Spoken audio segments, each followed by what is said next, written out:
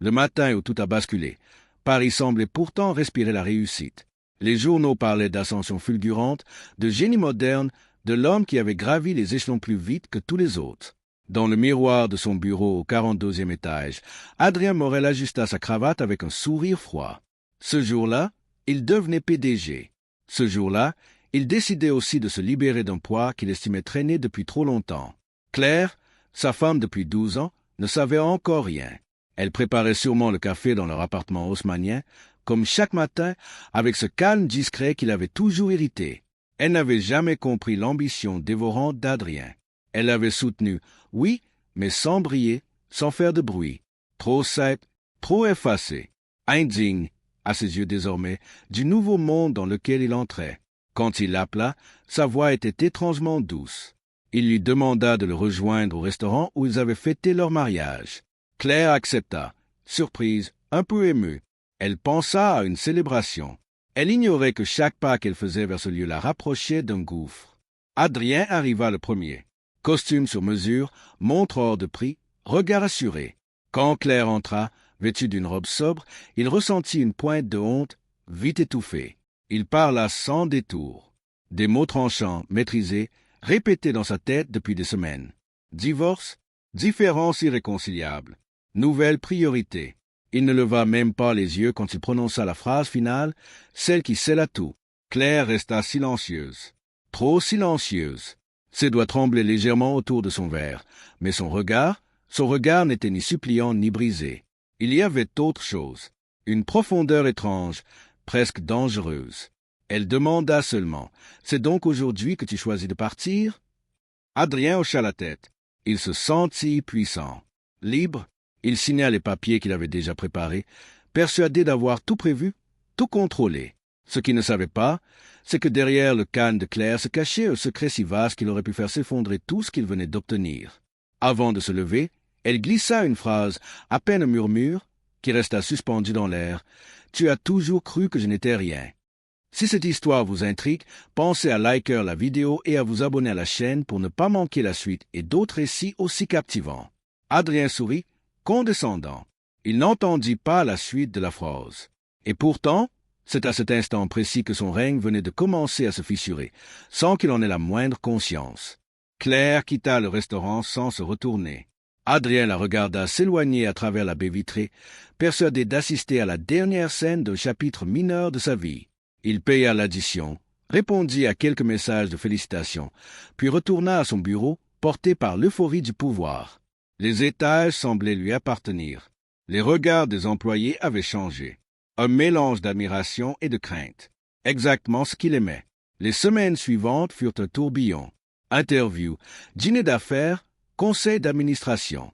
Adrien signait des contrats à plusieurs millions d'euros avec une aisance presque insolente. Il parlait de stratégie, de vision, d'avenir. Jamais de Claire. Elle avait disparu de son esprit comme un objet oublié dans un tiroir qu'on n'ouvre plus. De son côté, Claire s'était installée dans un appartement discret, loin des quartiers qu'ils fréquentaient ensemble. Elle reprenait des habitudes anciennes, des rendez-vous silencieux, des appels tardifs. Elle observait, elle attendait. Chaque soir, elle notait des chiffres, des noms, des dates. Personne ne l'aurait reconnue. La femme effacée n'existait plus. Elle avait rangé cette version d'elle-même le jour où Adrien avait posé son stylo sur les papiers du divorce. Un après-midi, Adrien reçut un dossier épais de la part du service financier. Une anomalie, lui dit-on. Une participation inconnue dans l'actionnariat du groupe. Minoritaire, mais étrangement bien placée. Le nom de la société ne lui disait rien. Une holding silencieuse, sans visage médiatique, mais présente dans plusieurs filiales clés. Il frossa les sourcils. Comment avait-elle échappé à son radar? Il demanda des explications. On lui répondit que cette entité existait depuis longtemps, bien avant sa nomination, qu'elle avait toujours agi dans l'ombre, sans jamais interférer directement. Adrien ressentit un malaise diffus, une sensation qu'il détestait, celle de ne pas tout maîtriser. Le soir même, il reçut un message de Claire. Un simple texte, pas de reproche, pas de colère. Juste une phrase. « J'espère que ton premier mois en tant que PDG se passe bien. » Il hésita avant de répondre. Finalement, il ne le fit pas. Pourtant, ce message resta gravé dans son esprit toute la nuit. Il se demanda comment elle savait. Puis il se rappela qu'elle avait toujours su des choses qu'il ne prenait pas la peine de lui expliquer. Le lendemain, lors d'une réunion stratégique, un investisseur mystérieux annonça vouloir renforcer sa position au capital du groupe. Adrien leva les yeux vers l'écran. Le nom de la holding apparut en lettres sobres. Et pour la première fois depuis longtemps, son assurance vacilla. Il avait la désagréable impression que quelqu'un avançait ses pions bien avant lui. La salle de réunion s'emplit d'un murmure inquiet. Adrien sentit tous les regards se tourner vers lui, attendant une réaction ferme, une décision immédiate. Il se redressa, reprit le contrôle de sa voix, demanda un report. Officiellement, il parlait de prudence. Officieusement, il voulait comprendre qui se cachait réellement derrière cette holding fantôme. Les jours suivants, il ordonna une enquête interne. Audit, appel confidentiel, dossiers exhumés des archives. Plus il creusait, plus une chose le dérangeait. Chaque trace menait à des sociétés écrans parfaitement montées, légales, impeccables, mais étrangement familières dans leur structure. Un style de gestion discret, méthodique, presque invisible. Un style qu'il avait déjà vu à l'œuvre, sans jamais y prêter attention. Pendant ce temps, Claire poursuivait sa routine avec une précision presque rituelle. Chaque matin, elle lisait les marchés avant l'aube. Chaque soir, elle recevait des rapports chiffrés qu'elle analysait seule, sans secrétaire, sans équipe apparente. Quand on l'appelait « Madame », elle corrigeait calmement « Claire suffit ». Elle avait appris depuis longtemps que le pouvoir le plus solide est celui qu'on n'exhibe pas.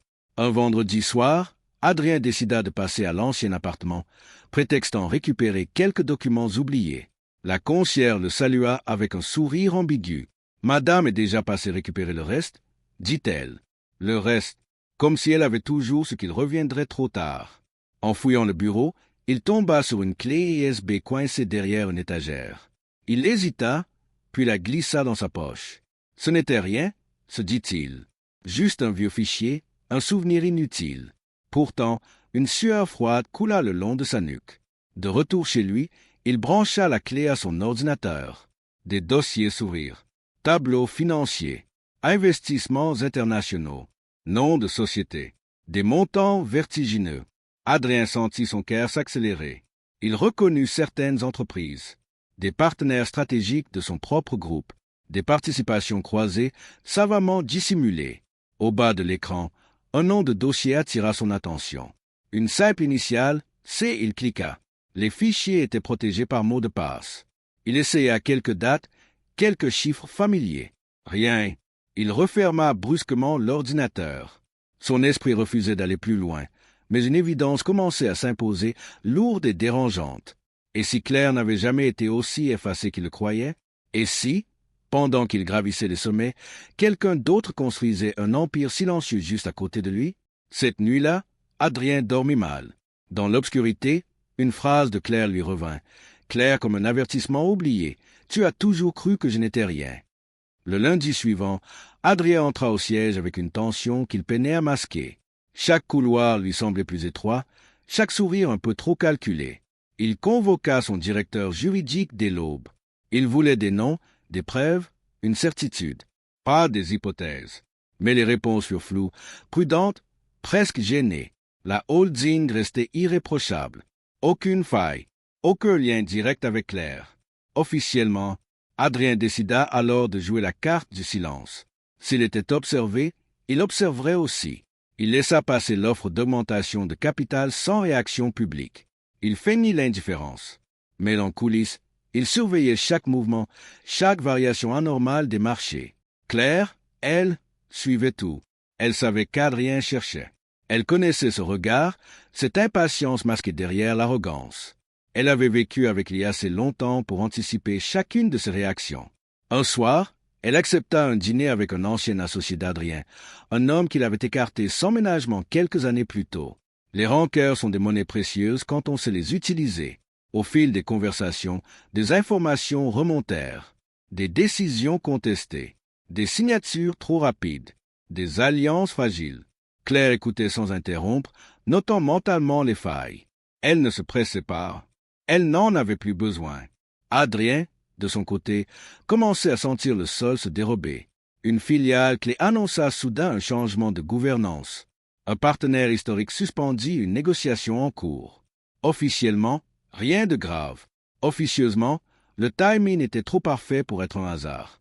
Un soir, il reçut un courrier recommandé, une convocation à une assemblée extraordinaire des actionnaires. Le document était neutre, administratif, mais en bas de la page, parmi les signataires, figurait le nom de la holding mystérieuse. Adrien sentit sa gorge se serrer.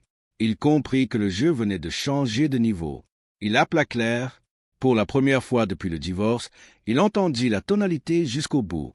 Elle répondit calmement, comme si elle attendait cet appel depuis longtemps. Il tenta une approche mesurée, presque cordiale. Elle l'écouta sans l'interrompre. Quand il lui demanda, enfin, si elle était liée d'une manière ou d'une autre à cette holding, un léger silence s'installa.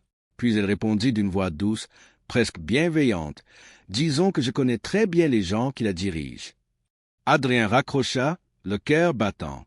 Cette réponse n'était ni un aveu ni un démenti. C'était pire, c'était une invitation à douter de tout ce qu'il croyait savoir. Et pour la première fois, il se demanda si le poste de PDG qu'il venait d'obtenir n'était pas, en réalité, le début de sa plus grande perte. Les jours qui suivirent furent lourds, étouffants. Adrien avançait comme un funambule, souriant en public, mais intérieurement rongé par une angoisse qu'il n'avait jamais connue. Chaque notification, chaque appel inconnu le faisait sursauter. Il avait bâti sa carrière sur la certitude d'avoir toujours un coup d'avance. Or, pour la première fois, il avait la sensation d'être arrivé trop tard. L'assemblée extraordinaire approchait. Les chiffres préliminaires circulaient déjà et n'étaient pas en sa faveur. Certaines voix, jusque-là loyales, commençaient à poser des questions précises, trop précises. Adrien comprit que quelqu'un avait ouvert des dossiers qu'il pensait à jamais refermer. Une nuit, incapable de dormir, il retourna sur la clé ISB. Il tenta encore le dossier marqué d'un simple C. Il pensa à Claire, à ses habitudes, à ses silences. Il entra une date au hasard. Échec, puis une autre. Rien. Par fatigue ou par instinct, il tapa son propre prénom. L'écran se figea une seconde, puis les fichiers s'ouvrirent. Adrien sentit le sang quitter son visage. Des documents apparurent, parfaitement classés. Acte de création de société, mouvement de capitaux, stratégie d'acquisition. Tout portait la même signature invisible. Une intelligence patiente, méthodique, construite sur des années. Il comprit alors que cette fortune ne s'était pas créée récemment. Elle existait depuis bien avant leur mariage, bien avant même qu'il n'imagine devenir PDG. Au centre de l'écran, un fichier attira son attention. Une vidéo. Il hésita, puis lança la lecture. Claire apparut, assise face à la caméra, plus assurée qu'il ne l'avait jamais vue. Elle parlait calmement, comme si elle s'adressait à quelqu'un qui finirait forcément par la regarder. Elle expliquait ses choix, sa discrétion, la raison pour laquelle elle avait toujours refusé d'être visible. Elle parlait de pouvoir réel, de contrôle silencieux, de la différence entre diriger et posséder. Adrien écoutait, incapable d'interrompre ce monologue enregistré des années plus tôt. La vidéo s'arrêta brusquement. Adrien resta immobile, les yeux fixés sur l'écran noir. Tout ce qu'il croyait savoir sur leur relation venait de s'effondrer. Il réalisa que leur mariage n'avait jamais été un frein pour elle, mais un camouflage parfait. Le lendemain matin, en arrivant au siège, il trouva sur son bureau un dossier qu'il n'avait pas demandé. À l'intérieur, une proposition formelle. Une restructuration complète du groupe. En bas de la page, une phrase manuscrite attira son attention. Il est temps que les choses soient enfin à leur place. Adrien comprit alors que l'assemblée à venir ne serait pas une simple réunion. Ce serait un verdict, et il ignorait encore s'il y serait jugé ou déjà remplacé. Le jour de l'assemblée arriva plus vite qu'Adrien ne l'aurait cru. La salle était pleine, trop pleine. Des visages qu'il connaissait, d'autres qu'il ne reconnaissait pas. Certains évitaient son regard, d'autres l'observaient avec une curiosité nouvelle, presque clinique. Il prit place au centre, comme le protocole l'exigeait, mais pour la première fois, ce fauteuil lui parut inconfortable, presque précaire. Les débats commencèrent de manière formelle. Résultats financiers, perspectives, félicitations de façade. Adrien intervenait avec précision, mais il sentait que ce mot glissait sur une surface qu'il ne maîtrisait plus. Puis vint le point tant redouté, la prise de parole des actionnaires stratégiques. La holding mystérieuse demanda la parole. Un représentant se leva. Un homme discret, sans arrogance, sans effet de manche. Il parla de vision à long terme, de stabilité, de cohérence. Chaque phrase semblait polie, mais derrière cette courtoisie se cachait une détermination implacable. Adrien comprit, à la manière dont certains membres du conseil hochaient la tête, que les décisions avaient déjà été préparées en amont. Alors, contre toute attente, une silhouette familière entra dans la salle. Claire, le murmure fut immédiat. Adrien sentit son cœur s'arrêter une fraction de seconde. Elle n'était pas habillée de manière ostentatoire. Élégante, sobre, sûre d'elle. Elle ne le regarda pas tout de suite. Elle se dirigea vers la table des actionnaires, comme si sa place avait toujours été là. Le représentant de la holding se tourna vers elle avec un respect qui frappa Adrien de plein fouet. « Madame Morel » dit-il simplement. À cet instant, Adrien comprit que le mot « ex » n'avait jamais vraiment existé dans l'esprit de Claire. Elle n'avait rien perdu. Elle avait seulement attendu. Claire prit la parole. Sa voix était calme, posée, mais chaque mot pesait lourd. Elle parla de transparence, de responsabilité, d'erreurs stratégiques passées. Elle ne cita jamais Adrien directement. Elle n'en avait pas besoin. Chaque allusion le visait comme une lame invisible. Adrien tenta d'intervenir, de reprendre la main, mais le président de séance l'interrompit poliment. L'ordre du jour devait être respecté. Pour la première fois de sa carrière, il se retrouva réduit au silence dans sa propre entreprise. Claire conclut en annonçant qu'une majorité d'actions était désormais favorable à un changement de gouvernance. Les chiffres s'affichèrent à l'écran. Adrien les regarda, incrédule. Il formait un verdict mathématique, froid, irréfutable. Alors qu'il se penchait vers son micro, prêt à se défendre coûte que coûte, son téléphone vibra dans sa poche. Un message, un seul mot, maintenant. Il leva les yeux vers Claire. Elle le regardait enfin, et dans son regard, il n'y avait ni colère ni vengeance. Seulement la certitude tranquille de quelqu'un qui sait exactement comment cette histoire doit se poursuivre. Adrien resta figé quelques secondes, comme si le temps s'était contracté autour de lui. Le mot sur son écran brûlait encore sa paume. Maintenant, il comprit qu'il ne s'agissait pas d'une invitation, mais d'un signal. Autour de la table, les administrateurs chuchotaient, consultaient des documents, échangeaient des regards lourds de sens. Tout se déroulait sans lui, alors qu'il était censé être au centre de tout. Le président de séance annonça une suspension de 10 minutes, officiellement, pour permettre aux actionnaires de finaliser leur vote. En réalité, pour entériner ce qui était déjà décidé. Adrien se leva, chercha instinctivement l'air, la fuite, un point d'ancrage. Il se retrouva dans le couloir vitré qui surplombait Paris. La ville brillait, indifférente, comme si rien d'important ne se jouait ici. Claire le rejoignit sans bruit. Il ne l'entendit pas arriver. Elle se plaça à quelques pas, respectant une distance qui ressemblait à une frontière invisible. Adrien se retourna lentement. Pendant un instant, ils se regardèrent comme deux étrangers qui se reconnaissent trop tard. « Tu aurais dû me parler, » dit-il enfin, la voix plus fragile qu'il ne l'aurait voulu. Claire esquissa un sourire presque triste. « Je t'ai parlé pendant des années. Tu n'écoutais que ce qui te servait. » Il voulut répliquer, rappeler ses sacrifices, son travail, sa réussite. Mais les mots se bloquèrent. Car pour la première fois, il doutait réellement de son propre récit. Claire n'éleva jamais la voix. Elle n'en avait pas besoin. Elle expliqua simplement qu'elle n'avait jamais cherché à le battre. Elle avait seulement protégé ce qu'elle avait construit, bien avant lui, et surtout sans lui. Adrien sentit une colère sourde monter.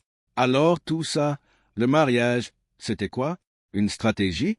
Claire soutint son regard. C'était réel, jusqu'au jour où tu as décidé que je n'avais plus de valeur. Ce jour-là, j'ai compris que je devais cesser d'être invisible.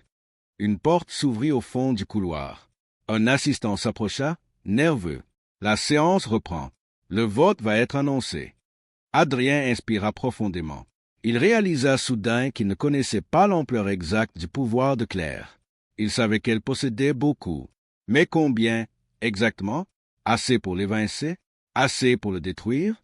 Ou assez pour lui proposer un choix qu'il n'avait jamais envisagé?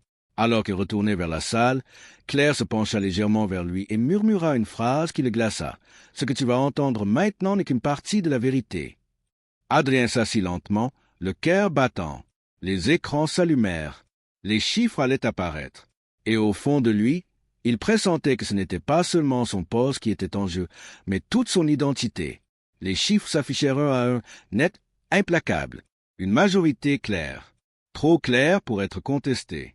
Le président de séance annonça officiellement le résultat. La gouvernance du groupe serait revue, effective immédiatement. Un nouveau conseil exécutif serait nommé. Adrien entendait les mots, mais ils semblaient venir de très loin, comme étouffés par un bourdonnement sourd. Il serra les mâchoires. Il s'attendait à une destitution brutale, à une humiliation publique. Pourtant, quelque chose clochait. Son nom n'avait pas été prononcé. Pas encore. La séance continua, comme si le temps avait décidé de le torturer un peu plus avant de porter le coup final. Claire reprit la parole. Elle expliqua que le groupe n'avait pas besoin d'un scandale ni d'une rupture violente. Elle parlait de transition maîtrisée, de continuité, de stabilité pour les marchés. Adrien comprit alors qu'elle n'était pas là pour se venger. Elle était là pour reprendre ce qui lui appartenait, sans bruit inutile. Un document circula autour de la table. Adrien le reçut en dernier. Il le parcourut rapidement, puis plus lentement. Son souffle se coupa. Le texte proposait une chose inattendue. Il restait en poste, du moins en apparence. Son titre serait conservé, mais ses pouvoirs seraient profondément limités. Les décisions stratégiques majeures passeraient désormais par une structure qu'il ne contrôlerait pas. Il leva les yeux vers Claire, incrédule. Elle croisa son regard sans triomphe. « Tu voulais le pouvoir visible ?» dit-elle doucement. « Moi, j'ai toujours préféré le pouvoir réel. » Adrien sentit une sueur froide couler le long de son dos. Être PDG sans l'être vraiment. Une vitrine, une façade. L'ironie était cruelle. Et pourtant, il comprenait le piège. S'il refusait, il tomberait. S'il acceptait, il survivrait, mais sous contrôle. Les autres membres du conseil observaient la scène avec une neutralité professionnelle. Pour eux, Adrien n'était plus un homme, mais une variable, une option parmi d'autres. Alors qu'il s'apprêtait à répondre, un détail attira son attention au bas du document. Une annexe, une liste d'actifs, de sociétés, de participations. Leur ampleur dépassait tout ce qu'il avait imaginé. Ce n'était pas seulement le groupe qu'il dirigeait. C'était une constellation entière d'entreprises interconnectées. Il comprit soudain que ce qu'il voyait depuis des semaines n'était que la surface. Claire ne possédait pas une partie du jeu. Elle en possédait l'architecture. Adrien referma le dossier, les mains légèrement tremblantes. Il allait parler. Il allait choisir. Mais avant qu'un son ne sorte de sa bouche, Claire ajouta calmement. Et ce n'est pas encore tout. La salle se figea. Adrien sentit que la décision qu'il croyait imminente venait d'être repoussée, et que le plus dangereux restait encore à révéler. Un silence lourd s'abattit sur la salle, comme si chacun retenait son souffle. Claire fit signe au président de séance, qui hocha la tête et appuya sur une commande. L'écran principal changea. De nouveaux documents apparurent. Des logos internationaux. Des noms que tout le monde connaissait. Banques, groupes industriels, fonds d'investissement. Adrien sentit son estomac se nouer. Ce qu'il voyait dépassait largement le cadre de son entreprise. Claire expliqua alors, avec une précision presque pédagogique, que la holding n'était qu'un parmi d'autres. Un point de passage. Une porte d'entrée. Elle évoqua des accords silencieux, des garanties croisées, des participations dormantes activées au moment opportun. Rien d'illégal. Tout était parfaitement conforme. Mais l'ensemble formait une toile si vaste qu'elle pouvait influencer des marchés entiers.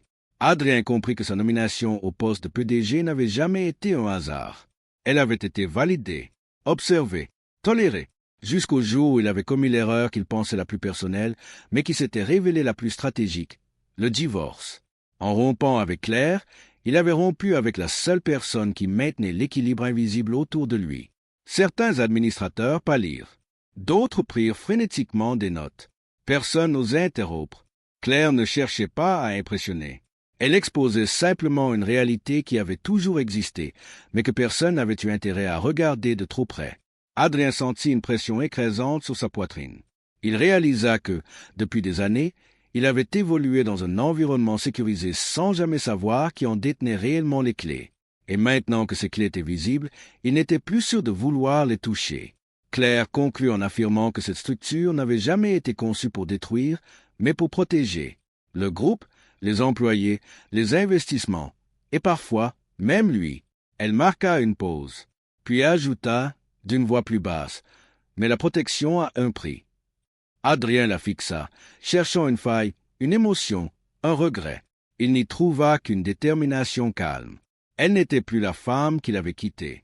Elle était devenue quelque chose de bien plus vaste, presque insaisissable.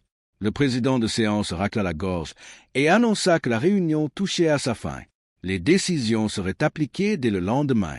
Les participants commencèrent à se lever, encore sous le choc. Adrien resta assis, incapable de bouger. Alors que la salle se vidait, Claire s'approcha de lui une dernière fois. Elle posa doucement un dossier supplémentaire devant lui, plus fin que les autres, presque anodin. Celui-ci, dit-elle, est strictement personnel. Adrien attendit qu'elle s'éloigne avant de l'ouvrir. À l'intérieur, il découvrit un document qu'il n'aurait jamais imaginé voir. Et à cet instant précis, il comprit que ce qui venait de se jouer n'était pas une prise de pouvoir, mais le prélude à quelque chose de bien plus irréversible. Adrien referma lentement le dossier personnel, comme si le simple fait de le garder ouvert pouvait encore aggraver ce qu'il venait de lire. Les lignes étaient claires, précises, sans émotion. Des clauses, des dates, des signatures. Son nom apparaissait plusieurs fois, mais pas là où il l'aurait voulu. Ce document ne parlait ni d'amour ni de trahison. Il parlait d'anticipation, de contrôle, de conséquences prévues bien avant qu'il n'imagine devoir y faire face. Il comprit alors que Claire n'avait pas seulement protégé des actifs ou des entreprises. Elle l'avait protégé, lui, contre lui-même. Et en même temps, elle s'était assurée qu'il ne pourrait jamais lui nuire, ni directement, ni indirectement.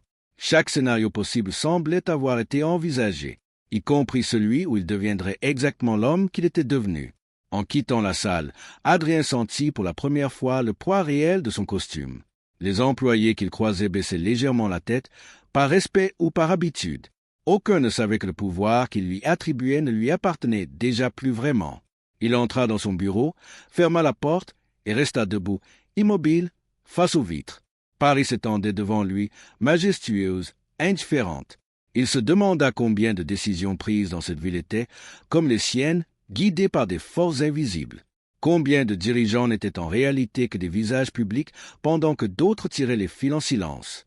Son téléphone vibra à nouveau. Un message de Claire. Pas un ordre, pas une menace. Une simple question. As-tu compris maintenant? Adrien ne répondit pas. Il repensa à leur première rencontre, à cette femme calme qu'il écoutait parler de conquête et de réussite sans jamais chercher à briller. Il avait confondu discrétion et faiblesse, silence et absence. Il comprenait enfin que Claire n'avait jamais été en retrait. Elle avait simplement choisi une autre hauteur. Pourtant, une pensée plus inquiétante s'imposa à lui. Si tout cela avait été prévu, alors ce qui venait de se passer n'était peut-être qu'une étape, pas une fin, une transition. Le dossier personnel parlait d'options futures, de choix conditionnels, d'un événement déclencheur encore à venir. Adrien s'assit lentement dans son fauteuil. PDG en titre, prisonnier en réalité. Il savait désormais une chose avec certitude. Tant que Claire resterait dans l'ombre, il ne serait jamais libre. Mais s'il tentait d'en sortir, il ignorait jusqu'où s'étendait réellement son pouvoir. Et pour la première fois, Adrien se demanda non pas comment reprendre le contrôle, mais s'il lui serait seulement permis de jouer la prochaine carte. Les jours suivants installèrent une nouvelle normalité, faussement paisible. Adrien se leva chaque matin à la même heure, enfila ses costumes impeccables, traversa les couloirs du siège sous les regards respectueux. Rien n'avait changé en surface. Et pourtant, chaque décision qu'il s'apprêtait à prendre passait désormais par un filtre invisible. Des validations différées, des recommandations insistantes, des ajustements proposés par des comités qu'il n'avait pas choisis. Il apprit vite à reconnaître la marque de Claire. Ce n'était jamais frontal, jamais autoritaire. C'était subtil, presque élégant. Une réunion déplacée de quelques heures, un dossier complété par une note annexe, un partenaire qui se rétractait au dernier moment. Des détails, toujours des détails. Mais mis bout à bout, ils formaient une cage parfaitement dessinée. Un soir, en quittant le bureau plus tard que d'habitude, Adrien trouva un message vocal sur son téléphone. Une voix qu'il n'avait pas entendue depuis longtemps. Son ancien mentor, un homme influent, réputé pour ne jamais appeler sans raison. Le message était bref, tendu. Il demandait un rendez-vous en urgence et précisait un lieu inhabituel, loin des quartiers d'affaires. Adrien s'y rendit sans prévenir personne. Le café était discret, presque anonyme. Son mentor était déjà là, le visage fermé. Après quelques banalités inutiles, Il entra dans le vif du sujet. Il parla de pression, de lignes de crédit gelées, de conseils amicaux reçus de sources qu'il valait mieux ne pas contrarier. Puis il fixa Adrien droit dans les yeux et posa une question qui le fit frissonner. « Que as-tu fait pour qu'on te mette sous surveillance à ce niveau-là » Adrien comprit que l'influence de Claire dépassait désormais son cercle immédiat. Elle ne se contentait pas de contrôler. Elle signalait, elle balisait le terrain. Et ceux qui s'approchaient trop près recevaient un avertissement silencieux. En rentrant chez lui, Adrien trouva la porte entr'ouverte. Rien n'était sens dessus-dessous. Tout semblait à sa place. Trop à sa place. Sur la table du salon, un dossier l'attendait. Aucun mot, aucune signature. Il le reconnut immédiatement. C'était l'un des scénarios évoqués dans le document personnel, celui qu'il avait espéré ne jamais voir activé. Il s'assit lentement, le cœur battant, et ouvrit le dossier. À l'intérieur, des éléments précis, une chronologie, des options numérotées, et, en filigrane, une évidence glaciale. Claire ne réagissait plus à ses actes. Elle les avait déjà intégrés dans un plan plus large, dont il n'apercevait encore qu'une fraction. Adrien referma le dossier avec une lenteur presque solennelle. Il n'y avait plus de colère en lui, plus de panique non plus, seulement une lucidité brutale. Tout ce qu'il avait pris pour une chute n'était qu'un déplacement. Il avait cru perdre le pouvoir alors qu'il n'en avait jamais été le détenteur. Il avait cru choisir sa vie alors qu'il n'en avait été que passager impatient. Il demanda à voir clair, pas par défi, pas par peur, mais parce qu'il savait désormais que toute fuite était inutile. Ils se retrouvèrent là où tout avait commencé, dans cet appartement silencieux qu'ils avaient partagé sans jamais vraiment se comprendre. Claire l'accueillit sans surprise, comme si cette visite avait toujours été inscrite dans le temps. Il lui parla longuement, pour la première fois sans posture, sans masque. Il reconnut ses aveuglements, son mépris déguisé en ambition, sa certitude d'être seul maître du jeu. Claire l'écouta sans l'interrompre, puis lui répondit avec une douceur désarmante. Elle ne cherchait ni pardon ni revanche. Elle lui expliqua que le véritable pouvoir n'est pas de dominer, mais de prévoir, de protéger ce qui compte, même quand cela exige de laisser l'autre croire qu'il gagne. Elle lui révéla alors la dernière pièce du puzzle. Tout ce qu'elle possédait, tout ce qu'elle contrôlait, n'était pas destiné à durer éternellement. Elle préparait déjà la transmission, une fondation, une structure qui survivrait aux égos, aux titres, aux chutes spectaculaires. Adrien n'était qu'un chapitre, important, mais non central. Elle lui laissa un choix, non pas entre rester ou partir, mais entre comprendre ou continuer à lutter contre une réalité qui ne pourrait jamais renverser. Adrien regarda autour de lui, repensa au regard vide dans les salles de réunion, à la solitude des sommets qu'il avait tant désirés. Il comprit alors que la véritable humiliation n'avait jamais été le divorce, ni la perte de contrôle, mais l'illusion dans laquelle il avait vécu. Quand il quitta l'appartement, Paris brillait encore. Mais cette fois, il ne cherchait plus à la conquérir. Il avançait différemment, plus lentement, plus humblement. Derrière lui, Claire resta dans l'ombre, fidèle à elle-même, invisible aux yeux du monde, mais omniprésente dans ses fondations. Car certains règnent par le bruit, d'autres par le silence. Et Adrien venait enfin de comprendre que les empires les plus puissants sont ceux dont on ne soupçonne même pas l'existence.